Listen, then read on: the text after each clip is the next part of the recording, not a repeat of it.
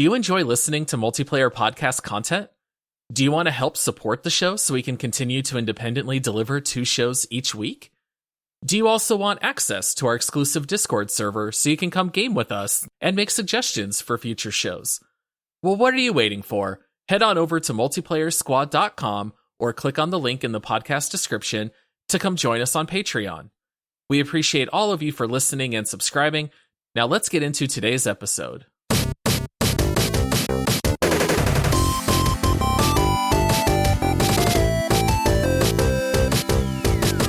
Welcome to the Multiplayer Gaming Podcast. I'm your host, Todd, and you're listening to our This Week in Gaming episode. I'm not going to waste any time because we have a packed show for you today.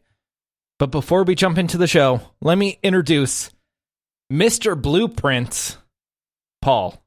Oh, is that a Rust reference? Because I am swimming in blueprints up to my eyeballs. Are they still blueprints? Ooh, I think they're blueprints, yeah. Okay. They're actually they've transitioned to red, but red prints. Yes. Mm-hmm. And that's slightly worse than the gold prints that come later in the game. Those are for rockets and C4. That's only if you get a legendary, then they're gold. Then we have our sharpshooter, myself. No, I'm just kidding. I was like, this Todd finally got my intro right. I don't know how much of a sharpshooter Josh is. What? But dude, I have been wrecking people with the bow. You got to admit, how many people did I kill yesterday? Do sharpshooters just shoot at anything that walks? Because that's Josh. Josh is a sharpshooter when it comes to nakeds running around with a rock. Hey, no. I killed that one guy that had a spear. You saved us when there was a group of people up at the top of the silo we were at, and then we were in the silo, and you cowered in the corner until one of them ran by, and then you shot him in the back. Okay, so are ninjas cowards because they hide in the shadows? I don't think so, okay? Ninjas are elite killing machines, just like me.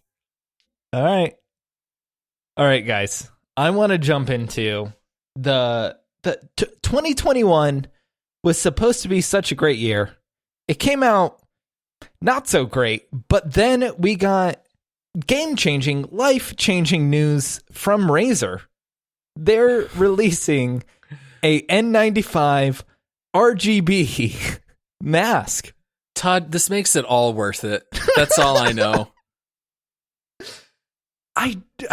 Is this like a ninja follow-up reference? Like ninja masks? Yeah, you could be a ninja in this mask.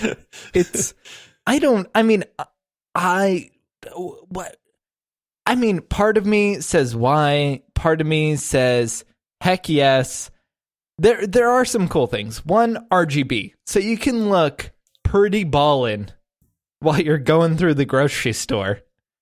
And then the other one, which is actually pretty useful, is it has a mic and speaker to amplify your voice while you're talking in the mask, so you're no longer muffled. Todd, I want to know what percentage of you is excited by this mask. 30-40% excited? Is that a fair amount of excitement? Who am I to judge, Todd? Are you not? I want to know the price. I haven't seen easily any... I actually watched the CES demo of this when they unveiled the mask, and it was a super cheesy unveiling, number one. And you could tell this like mask prototype was not anywhere close to actual production. Like people just glued parts together. I mean, why does Razer keep coming up with this stuff? Like, is it just because they can? Is it like, let's see what we can add RGB to? Yeah. I mean, why not?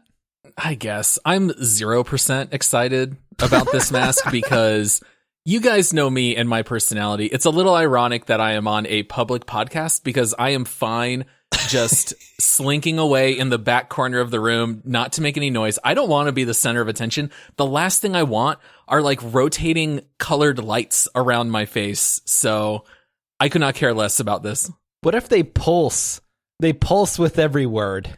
Like As you speak, the lights just like do flicker. they have the breathing mode? You know how the RGB breathes? That's a mask. That'd be cool. That's a mask pun too. In sync with your breath.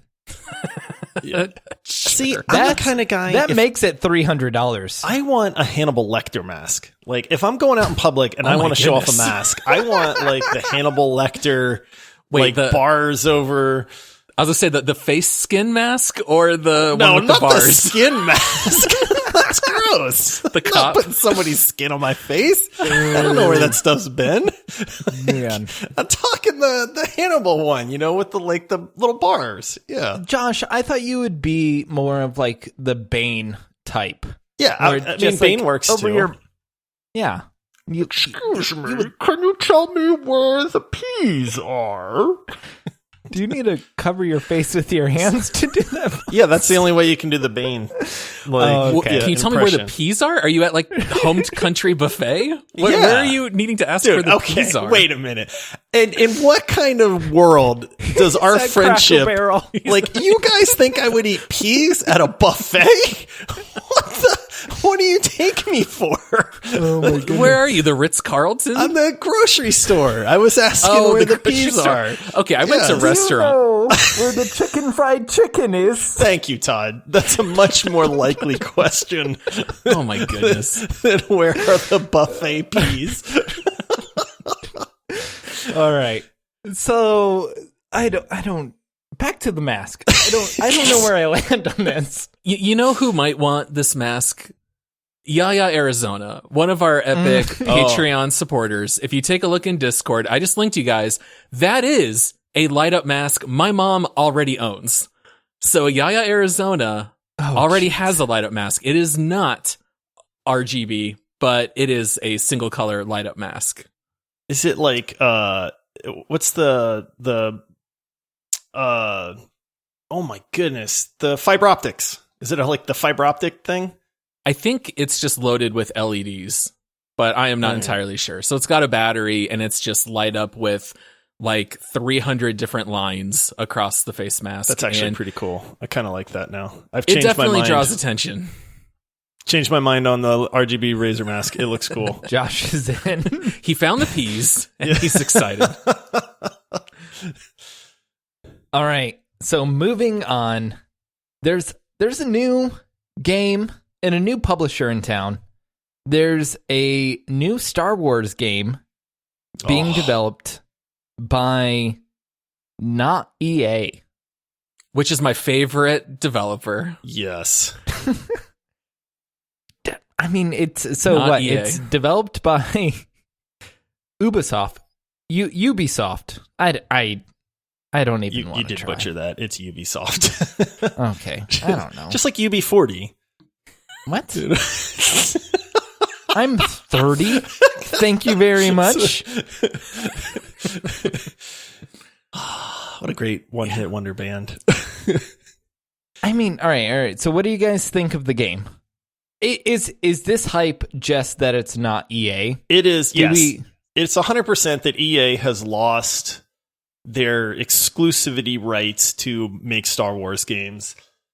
My only concern is because it's Ubisoft, is it just going to be like Far Cry and all those other, is it going to just be Far Cry but with a Star Wars skin, where they have the maps and the outposts and the, unlock the regions of the map, and like, are they going to use a new formula for once, or is it just going to be like, hey, we're going to use the tried and true Ubisoft formula and then just call it Star Wars?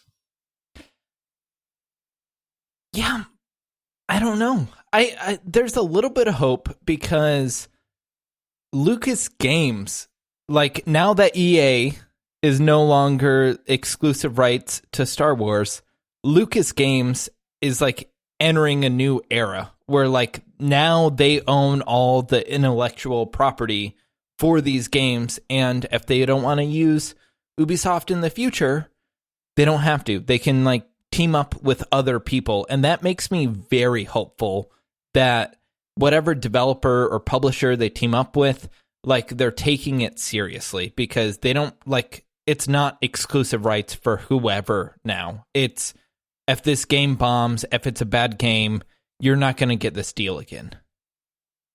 Right. And EA didn't bomb all of the Star Wars games. Like, some of them were better than others. Some of them are not very good at all.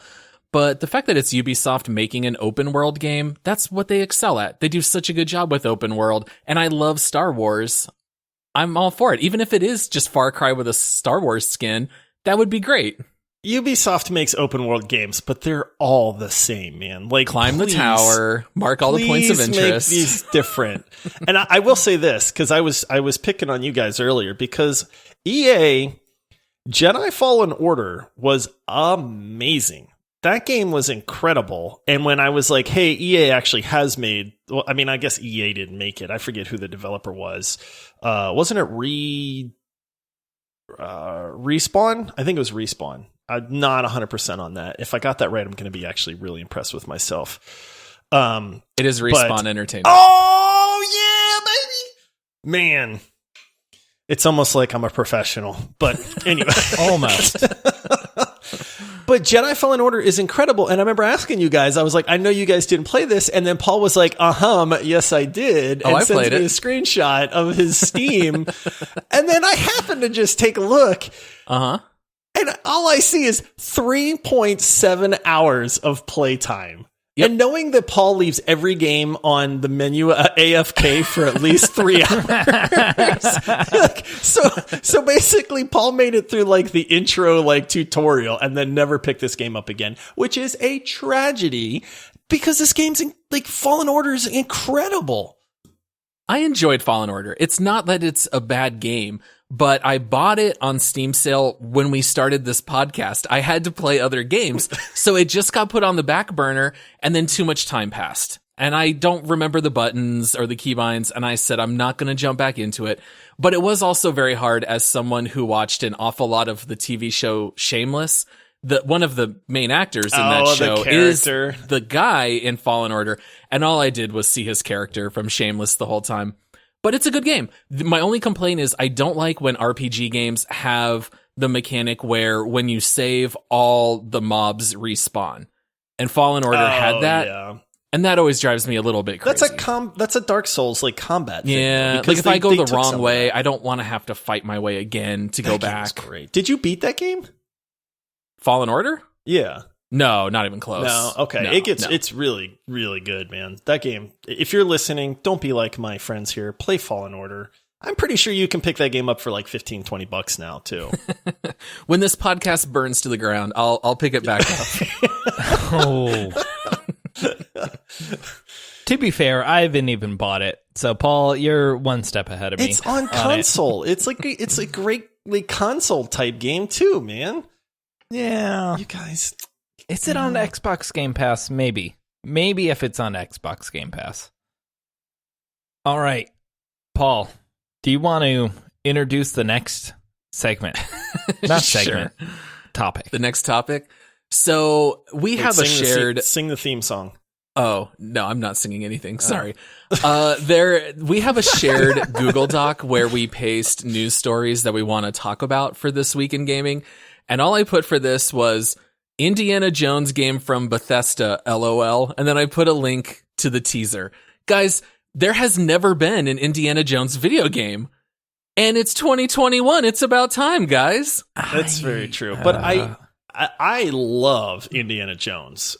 Like, I mean, that was my era of being a kid, watching Raiders of the Lost Ark. I watched Raiders of the Lost Ark like 50 times when I had the chicken pox. I mean, so that just goes to show you. In Temple of Doom, like, come on, man, these are great. Like, even the Holy Grail, that one's awesome. We're going to forget about the fourth one in the series because that's utter garbage. But I guess my understanding Josh watched Crystal Skulls when he had COVID because he lost his taste. Yeah. Boom. Nailed roasted. Oh, man. I would never. That's so funny how much you watched Raiders, because for me, it was The Search for the Holy Grail. We had that on Laserdisc, and I watched it at least 120 times growing up. So out of the Indiana Jones, which one is your favorite, Josh? Temple of Doom, hands down.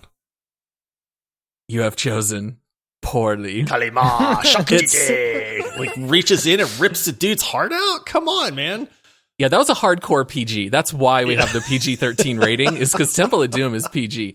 But no, seriously though, what about you, Todd? Which one's your favorite? Have you seen the Indiana Jones movies?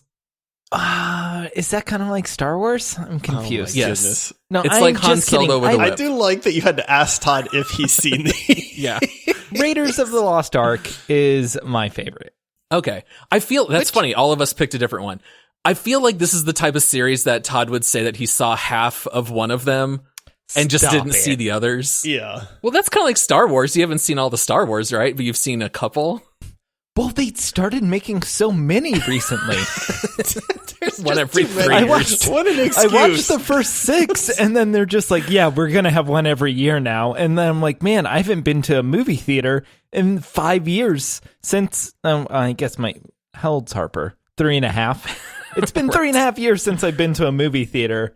So I'm waiting for them to come out on video. So I'm slowly catching up to all the new Star Wars. Oh, they're all on Disney Plus, right? Yeah, Disney Seriously, Plus, though, man. how are you going to make an Indiana Jones video game? Are you going to run around and whip people? Is this going to be? What you do is you make it and then you call it Uncharted. Right. I mean, I Uncharted hope is it's not that. but Uncharted is so much gunplay and it's so much shooting. That's never been Indiana Jones. The dude only All right. fires a gun a handful of times. Did you guys ever play the old Mummy video games on PlayStation 2? No, I played Tomb Raider, Are you talking but like I never Brendan played the Fraser Mummy. mummy or Tom Cruise mummy? Brendan Fraser. All right, so old school Mummy. mummy. Those were fantastic video games where you like had to deal with the mummies and you ran around like different. It was like a platformer-ish, like kind of like the Spider-Mans on PlayStation 2. And I just remember falling in love with the Mummy video games.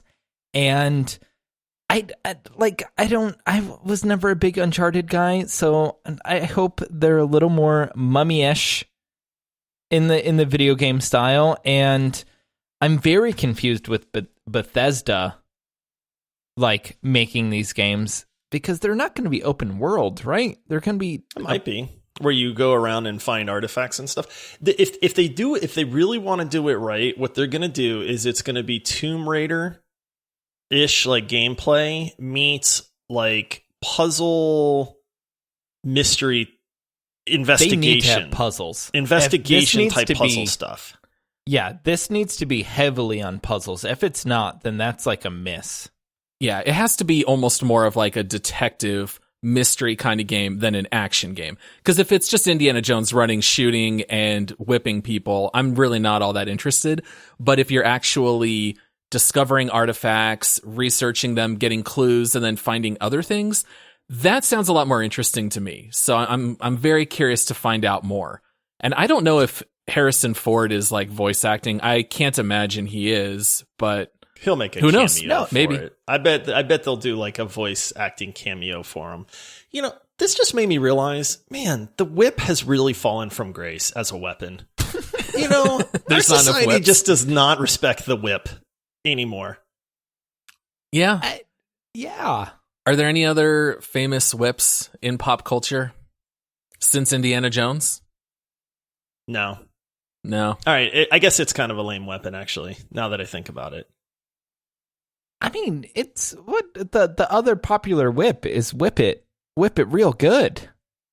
Okay. Right. I was going for a different whip it that I thought you were referencing, but I hear you, and that makes Now- more sense. I will say this, too. If we're talking about famous whips in good movies, the Balrog from Lord of the Rings has a whip. Oh. He's got a fire whip. Fair enough. Yeah. Fair enough. I would want that whip over Indiana Jones's. All right. Todd's just like, next we're getting off this. We're off of whips. Hogwarts Legacy push to 2022. No, another not fatality, another delay from COVID. Thank you very much. Is this like I don't even want to blame COVID. I want to blame Cyberpunk. I think all the game developers are just like let's let's not right now. Let's wait and make sure it's a good, solid game, and then we'll release it. Ooh, if Cyberpunk ends up going down as the game that made all other games better, that would be hilarious. Because then in the end, really, they're a good guy. Yeah. This is like a Bill and Ted moment where like history changes because of Cyberpunk.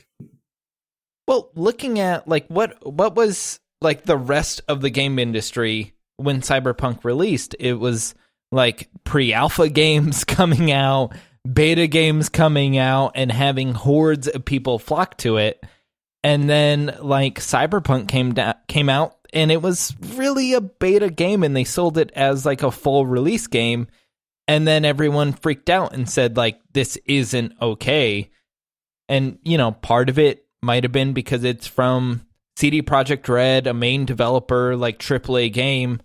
But part of it just might be like people pushing back on not wanting half-finished games. Which you should not have to buy a half-finished game. For years, we've seen this where the current model to develop a game is to make enough to make it look really cool, throw it up there in early release, and then get all of your money and funding for the rest of the game. And then everyone has to wait until you get official releases and patches. And then eventually, if you're lucky, they follow through and give you a full game. And I hate that model. So if that model falls by the wayside, I will be ecstatic because I want to be able to buy finished games on day one. I don't want these patches to fix them over time. I don't want games like PUBG that never get fixed. You know, I want to be able to buy finished games. All right. So I don't work in the gaming industry, but I work in software development, which there's some overlap. And there's this concept when you're building products in software where it's like you need to start with the most, they call it like an MVP, minimal viable product, and it's like the most stripped down version of that software. And then there's like a flaw in that where people are like, all right, instead of building a car with 1 wheels, 2 wheels, 3 wheels, 4 wheels, what you have to do is you have to build like a skateboard and then a bicycle and then a motorcycle and then a car. And I feel like that's the difference. Like with these games, you need to build a really great game, but it's really concentrated, only a couple different play types, and then expand on it in the future, rather than this game that can do everything, but all of it's broken. I like the idea. I mean, I get that games need to develop some hype, but there have been plenty of successful games that just dropped out of nowhere. I would almost rather just not even know a game is coming out, and then 2 weeks before they actually release it to the public, just be like, look what we have, world. You know, and then do it like look at Apex, man. Nobody knew Apex Legends was coming out. Like, this game just all of a sudden, they're like, oh, by the way, here's a new video game. Oh, it's free to play. Oh, by the way, it's incredible. I'm going to point to Hades again because they didn't hype up Hades. And that's a phenomenal game. They just kind of went, by the way, guys, here's a game. It's ready to go if you want to play it. You know, it's only $20. It's just like, I don't know why we need to announce games 5 years ahead of time, because you're only going to disappoint people at that point. Like, announce them a month ahead of release, hype it up then and be like, it's basically ready. We're going to make you suffer for a month because we want you to get excited about it. Or look at the music industry, right? How many times now do they drop these albums where they just tweet out saying, hey, I've got an album dropping tonight at midnight. Or if you're someone like Taylor Swift has done this, and then you get a second album just a couple weeks after. So it's interesting how if you don't have expectation, it's a pleasant surprise, and then people tend to like that more as opposed to the decade of leading up to a release like Cyberpunk. So I'm with you, Josh. I kind of think they should start switching it, not giving such long lead up times. If it's a good game, word is going to get out. I mean, there's been a bunch of games that people have just started playing, word of mouth gets around. You know, you start getting overwhelmingly positive. You see that on Steam, you know, and it's like, wait, what's this game? Like, you can actually go and search for overwhelmingly positive reviews. And like, there's some games on there I've never heard of, but you start looking and you're like, apparently people love this game, and chances are it's pretty darn good if it's getting that kind of feedback at the same time. Like, you don't have to tout these things for years beforehand. Yeah. And like, yeah, there's plenty of games like Among Us where it's been out for a little bit and then it just gains like a huge popular following.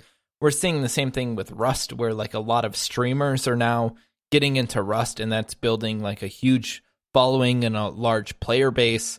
Like, if it's a good game, word is going to get out and people are going to play it. So I agree with you guys. Let's end the 5 years of anticipation for a game, because no one wins. Plus, you know what I hate doing, Todd? Waiting. Yeah. Waiting's the worst. It is. I'll gladly wait if I have to, but don't make me unnecessarily wait. How about that? I think they're gone for the pre-orders, which 5 years is too far.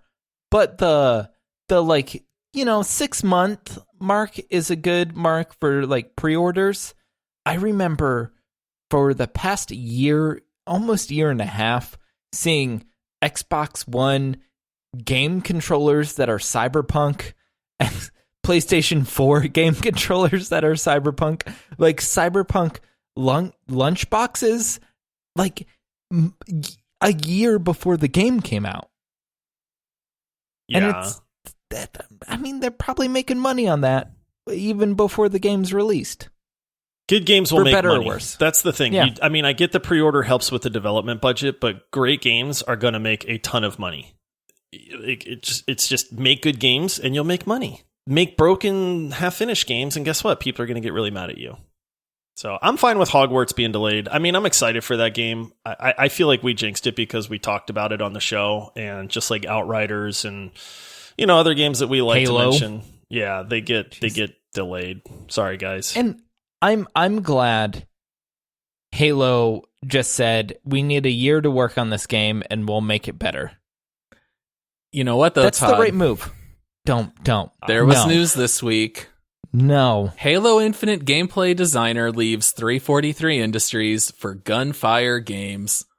Oh. This dude joined 343 in April 2019, and I guess he lasted a little less than 2 years.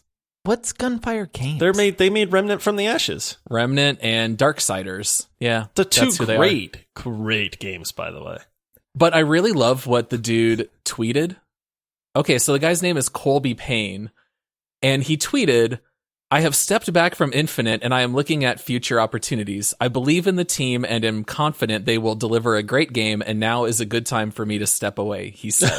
Now, if you thought this game was going to be incredible and amazing, there's no way you quit, right? You want your name attached to that when it comes out. That's a siren. I'm a little worried. That's a siren. Yeah. Yeah. They just need to say, look, Halo's not coming out till 2023. We're going to start over. We're going to make it something, because right now it's going to flop. I think it's going to be like Anthem. I think it's going to be fun to play. There's going to be a decent amount to do. And then you get 10 hours into it, and then you're like, I'm bored. It's repetitive. I hope we're wrong, and I hope the game is amazing when it comes out. The studio head, Bonnie Ross, said that this game will be the Halo game you deserve. So it seems like they're saying all the right stuff. I just hope whatever is wrong with it gets fixed. If they take the time and release a good product, like we said, it'll be successful. So I just hope that it is. I think they're taking it seriously. If they can deliver, that's a different question. But I don't think they're doing this like lighthearted or like they have a ton of confidence. I think they're taking it seriously. Nowhere to go but up. Yeah, that's fair. That demo was pretty awful. Yeah. Oh, man. Yeah. When the highlight of the demo is the fact that you have a grapple hook, and otherwise it looks like, 2000s Halo. As something a might be Pathfinder wrong. main. Oh, that's true. It was And a pretty sick. Roadhog main. Yeah. All right, well, that is our show for you today. Thank you for tuning in this week. If you're not subscribed, make sure to go into your podcasting app and subscribe to get fresh content twice a week. If you're on Twitter, Facebook, or Instagram, reach out to us. We love hearing from you guys, telling us how great Halo is. Honestly, Josh manages our Twitter and Instagram, and he would love for you to say, hey, I love Halo. You should play more Halo. If I agree with anybody about Halo, please send help. It means I've been kidnapped. You can find us on our website, multiplayerpodcast.com, Patreon, multiplayersquad.com, Twitch, Twitter, and Instagram, /multiplayerpod. See you guys next week.